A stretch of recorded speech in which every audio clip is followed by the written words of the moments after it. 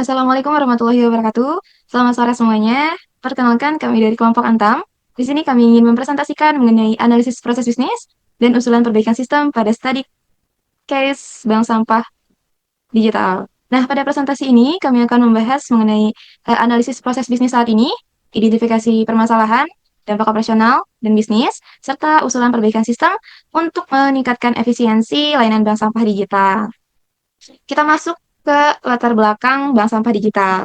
Nah, bank sampah digital ini adalah sebuah platform inovatif yang mengintegrasikan seluruh proses pengelolaan sampah secara digital dan struktur. Sistem ini mencakup beberapa proses utama. Proses pertama di sini ada registrasi nasabah, yaitu pendaftaran pengguna secara online. Proses kedua di sini ada penjemputan sampah, yaitu sistem pick up terjadwal. Proses ketiga di sini ada quality control, yaitu pemeriksaan kualitas sampah. Dan proses terakhir di sini ada pemberian reward, yaitu insentif untuk nasabah aktif. Nah, tujuan utama platform bank sampah digital ini adalah meningkatkan efektivitas pengelolaan sampah berbasis teknologi informasi.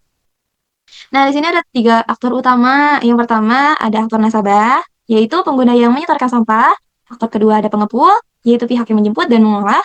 Aktor ketiga ada sistem, yaitu platform digitalnya yang mengintegrasikan seluruh proses yang ada. Kita lanjut ke permasalahan utama. Eh, di sini kita sudah menganalisis proses bisnisnya dan ditemukan 4 permasalahan utama yang mempengaruhi efektivitas operasional sistem. Nah, eh, permasalahan pertama di sini ada penolakan sampah yang tinggi. Nasabah belum memahami standar kualitas sampah yang diterima, menyebabkan tingginya tingkat penolakan saat proses quality control berlangsung. Dan di sini ada permasalahan kedua, yaitu mengenai reschedule penjemputan. Keterlambatan pengepul menyebabkan penjadwalan ulang berulang kali, meningkatkan waktu tunggu dan menurunkan kepuasan nasabah. Permasalahan ketiga di sini ada penimbangan manual. Nah, proses penimbangan manual ini masih dilakukan secara manual, sehingga rawan terjadinya kesalahan input data dan inkonsistensi pencatatan beras sampah. Dan permasalahan keempat di sini ada harga dan notifikasi, yaitu ketidaksinkronan antara harga sampah dan reward yang diberikan ditambah notifikasi reward yang belum otomatis kepada nasabah. Nah, secara keseluruhan permasalahan tersebut menyebabkan proses bisnis belum berjalan secara optimal dan memerlukan analisis lebih lanjut untuk menentukan prioritas perbaikan sistem. Nah, permasalahan tersebut juga tidak hanya mempengaruhi proses operasional, tetapi juga memberikan dampak terhadap performa bisnis dan kualitas layanan. Di sini, makanya itu kami di sini ingin juga menjelaskan mengenai dampak permasalahannya.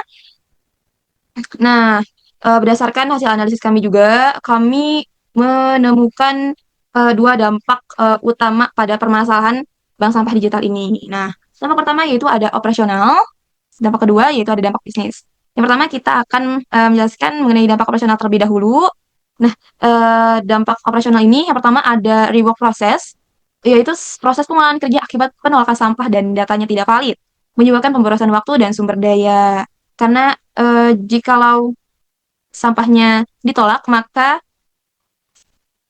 akan terjadinya pengembalian sampahnya seperti itu. Dan dampak operasional kedua di sini ada bottleneck, yaitu penumpukan antrian pada proses quality control dan penjemputan yang menghambat alur kerja keseluruhan.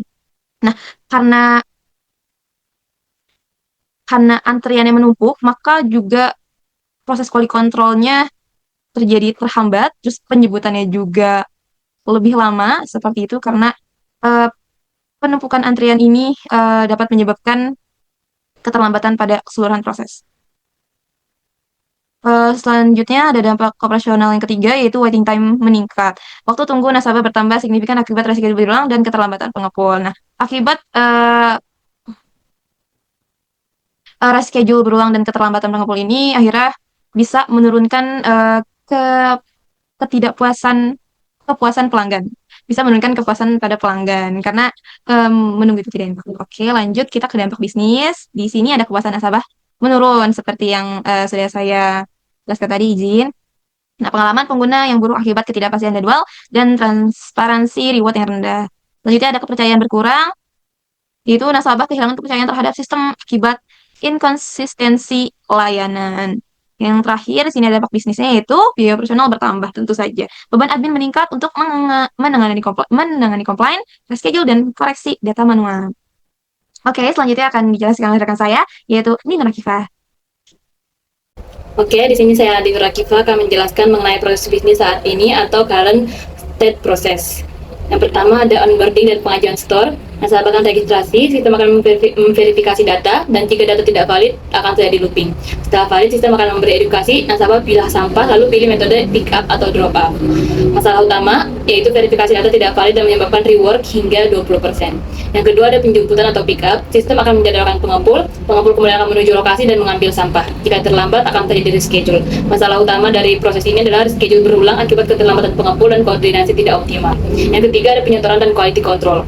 Pengepul timbang dan akan mengecek kualitas sampah. Jika tidak sesuai standar, sampah akan ditolak.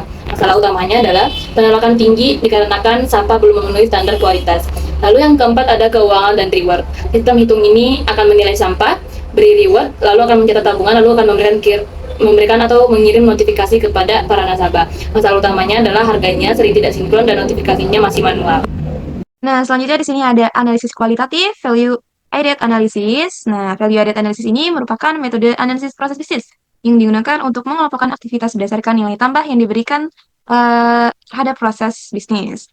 Nah, pada analisis ini aktivitasnya dibagi menjadi dua kategori, yaitu yang pertama ada value added atau VA dan yang kedua ada value non-value added atau NVA. Nah, aktivitas value added adalah aktivitas yang secara langsung memberikan nilai kepada nasabah dan proses bisnis. Contohnya seperti edukasi nasabah tentang pemilihan sampah, terus juga ada proses pemilihan sampah sesuai kategori, penimbangan sampah untuk menghitung reward, mengecekkan kualitas sampah, perhitungan dan pemberian reward. Dan selanjutnya di sini ada kategori non-value added atau NVA, yaitu aktivitas yang tidak memberikan nilai kepada perusahaan dan atau proses bisnis atau juga ke nasabahnya dan perlu dieliminasi. Nah, di sini ada aktivitas yang pertama yaitu menunggu kedatangan pengepul atau waiting time. Terus juga kedua ada penolakan sampah karena tidak sesuai standar. Yang ketiga ada input data manual berulang. Yang keempat ada reschedule penjemputan berulang. Dan yang kelima ada proses reward akibat kesalahan data. Berdasarkan hasil analisis, aktivitas dan value added menjadi salah satu penyebab utama rendahnya efisiensi proses bisnis karena meningkatkan waiting time, terus juga ada bottleneck dan juga cycle time. Oleh karena itu, aktivitas dan value added perlu dikurangi melalui digitalisasi sistem dan otomatisasi proses bisnis. Oke, baik. Selanjutnya di sini saya akan menjelaskan diagram sebab akibat atau biasa disebut dengan fishbone, yang mana di sini kami menggunakan diagram ini untuk mengidentifikasi 4 kategori utama penyebab permasalahan dalam sistem bank sampah digital ini. Nah, tujuan kami membuat diagram ini adalah untuk membantu mengetahui kenapa suatu masalah bisa terjadi, sehingga solusi yang dibuat nantinya bisa lebih tepat sasaran. Dalam studi kasus ini terdapat beberapa masalah utama seperti tingginya penolakan sampah, keterlambatan penjemputan, kesalahan reward, dan proses yang masih manual. Jadi setelah dianalisis, penyebab masalah tersebut berasal dari beberapa faktor. Yang pertama adalah manusia atau man. Di sini contohnya adalah masih banyak nasabah yang belum memahami cara memilah sampah dengan benar.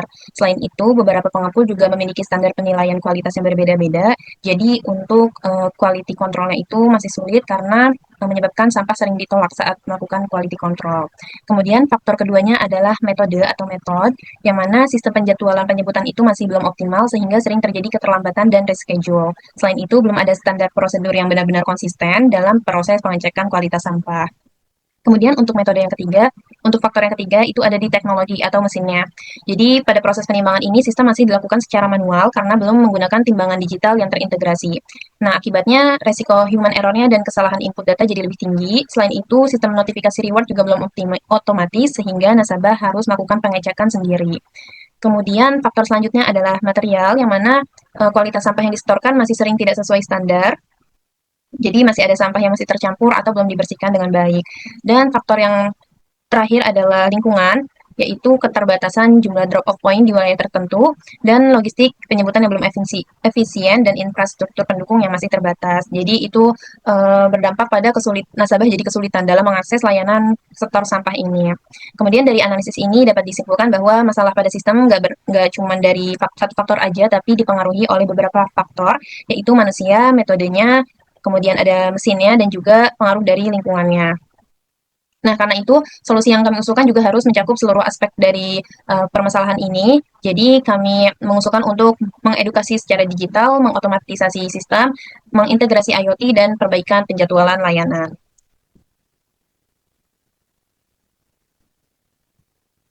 Nah, selanjutnya di sini ada Picard-nya, yang mana prioritas perbaikannya. Picard ini digunakan untuk memilih solusi berdasarkan dua pertimbangan, yang mana seberapa besar dampak atau manfaatnya dan juga seberapa mudah solusi yang kami berikan ini untuk diterapkan. Di sini terbagi menjadi 4 bagian, ada implement, challenge, possible, dan juga kill. Nah, bagian pertama ini ada implement, yang mana high impact easy, yang mana implement ini solusi terbaik karena mudah diterapkan dan memiliki dampak yang besar. Jadi solusi yang ini masuk ke kategori menjadi prioritas utama kami untuk segera dijalankan. Untuk contohnya dalam studi kasus ini yaitu membuat sistem notifikasi otomatis dan juga reminder edukasi pemilihan sampah serta panduan digital untuk quality control. Karena solusi ini relatif lebih mudah dibuat tapi sangat membantu mengurangi komplain dan meningkatkan efisiensi pelayanan. Kemudian yang kedua ada challenge, yang mana high impact hard, yaitu kategori yang berisi solusi yang dampaknya ini besar, tapi implementasinya cukup sulit karena membutuhkan biaya, teknologi, dan juga waktu yang lebih banyak. Contoh untuk studi kasus ini yaitu integrasi IoT pada sistem timbangan digital dan juga optimasi jadwal pick up dengan AI scheduling.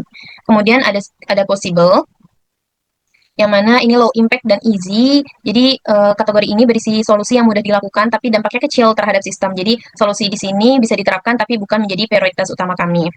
Contohnya adalah penambahan drop off point di wilayah transaksi tinggi dan juga penyederhanaan formulir registrasi nasabah. Dan yang terakhir ada bagian kill, yang mana low impact dan hard, yang mana ini adalah implementasinya lebih kompleks dan juga memiliki manfaat yang besar untuk jangka panjang. Low impact hard, berarti solusi yang diterapkan ini sebenarnya kecil tapi susah untuk dilakukan. Jadi ini kategori ini tidak menjadi prioritas kami karena kurang efektif bagi perusahaan. Nah, dari Picard ini, perusahaan bisa menentukan solusi mana yang bisa diimplementasikan dan diprioritaskan lebih dulu supaya penggunaan waktu, biaya, tenaga jadi lebih efisien. Jadi, Picard ini membantu perusahaan untuk memilih perbaikan yang paling memberikan manfaat yang besar dengan usaha yang paling efektif. Baik, di sini saya akan menjelaskan yaitu issue register, yang dimana issue register ini adalah hasil analisis dari isu atau permasalahan yang sudah kita dapatkan dari analisis menggunakan Fishbone. Nah, dari isu-isu tersebut kita breakdown lagi isu-isunya, terus kita analisis dari bentuk deskripsi, penyebabnya, terus dampak kualitatif, dampak kuantitatif, kemudian memprioritaskannya. Nah, dari issue register ini sebenarnya tujuannya adalah merincikan permasalahannya dan menentukan dampak dari isu yang diangkat ini secara kualitatif dan kuantitatif. Nah, di sini terdapat 4 case yang diprioritaskan karena masuk ke prioritas high dan medium. Yang pertama itu ada case 1 penolakan sampah. Di sini kerugian mencapai 18 juta per tahun, di mana nasabah belum memahami standar kualitas sampah yang diterima. Jadi di sini adanya ke isu di bagian quality control. Kemudian di case kedua yaitu reschedule penjemputan, kerugian mencapai 14.400.000 per tahun, disebabkan karena keterlambatan pengepul menyebabkan penjadwalan ulang berulang. Kemudian case ketiga, ketidaksinkronan harga. Ketidaksinkronan harga ini terjadi antar pengepul, yaitu kerugiannya mencapai 18 juta per tahun, di mana harga sampah dan reward tidak terintegrasi secara real time. Kemudian, case keempat ini notifikasi reward manual. Kerugian mencapai 25.200.000 per tahun, yaitu proses pemberitahuan reward masih dilakukan secara manual. Jadi ketika nasabah sudah memberikan sampah dan harga atau saldo sudah terupdate tapi belum ada notifikasi update reward secara real time dan bisa dicek secara real time. Jadi nasabah harus mengecek secara manual ke customer service. Nah, total kerugian diperkirakan 75.600.000. Dampaknya dari kalau misalnya isu ini masih ada, dampaknya reward proses, banyaknya reward, terus ada bottleneck, peningkatan waktu tunggu, penurunan kepuasan nasabah dan beban operasional yang tinggi. Baik, di sini saya akan menjelaskan mengenai hasil analisis kuantitatif efisiensi proses, yaitu flow analysis dengan cycle time efisiensi yang tertinggi. Yang pertama, onboarding dan pengajuan store sampah sekitar 78,98%, lalu penyetoran dan quality control yaitu 75,41%. Yang ketiga, penjemputan sampah atau pick up dengan 74,54%, lalu ada CTA terendah yaitu keuangan dan reward dengan 58,39%. Proses dengan CTA di bawah 70% menjadi prioritas utama untuk perbaikan sistem. Lalu selanjutnya selanjutnya ada faktor penurunan efisiensi. Rework akibat data tidak valid dan penolakan sampah. Yang kedua, delay dan waiting time yang tinggi. Ketiga, input manual yang memakan waktu. Keempat, notifikasi reward yang belum otomatis. Nah, fokus perbaikan akan diarahkan pada proses keuangan dan reward yang CTA-nya tadi terendah untuk meningkatkan efisiensi keseluruhan sistem. Lalu di sini ada dampak implementasi peningkatan efisiensi. Yang pertama, efisiensi waktu meningkat hingga 20-30%.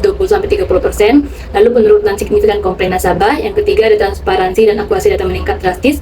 Lalu penghematan biaya operasional tahunan yang substansial. Yang selanjutnya adalah manfaat jangka panjangnya, yaitu peningkatan kepuasan dan loyalitas pengguna platform atau nasabah. Kedua, proses bisnis lebih terukur dan dapat dimonitor secara real time. Lalu pengambilan keputusan berbasis data yang akurat atau data driven. Selanjutnya, skalabilitas sistem untuk ekspansi wilayah layanan. Kemudian saya akan menjelaskan kembali dari isu-isu yang sudah kita bahas atau permasalahan dari yang ditemukan di sistem bank sampah digital ini. Kita menganalisis untuk perbaikan sistem, yaitu yang pertama, quality control digital, jadi implementasi checklist digital, panduan visual yang interaktif, dan video edukasi untuk nasabah agar memahami standar kualitas sampah yang diterima. Nah, solusi ini bertujuan untuk mengurangi adanya isu dari quality control. Nah, kemudian yang kedua yaitu intelligent pickup schedule, di mana yaitu optimasi rute penjemputan berbasis AI dengan fitur auto reschedule untuk mengurangi keterlambatan dan meningkatkan efisiensi logistik. Nah, yang ketiga yaitu integrasi harga dan reward secara real time. Database terpusat dengan audit log untuk sinkronisasi harga sampah dan perhitungan reward secara otomatis dan transparan. Dengan adanya solusi ini, jadi nasabah bisa dapat secara langsung mengecek sampai reward secara real time. Nah, yang keempat ada automated notification dan IoT. Sistem akan mengaplikasikan push notification otomatis via WhatsApp atau email. Timbangan digital IoT untuk input dan data akurat dan perluasan drop-off point strategies. Nah, agar push notification ini mengupdate apa yang sudah dikerjakan oleh sistem, kemudian notifikasinya dikirimkan via WhatsApp atau email. Digital timbangan IoT ini bertujuan untuk mengakurasi data, mengurangi adanya human error karena sebelumnya menggunakan timbangan manual. Kemudian perluasan drop-off point strategies ini agar memudahkan nasabah dalam mencari tempat atau pengepul untuk drop-off sampah.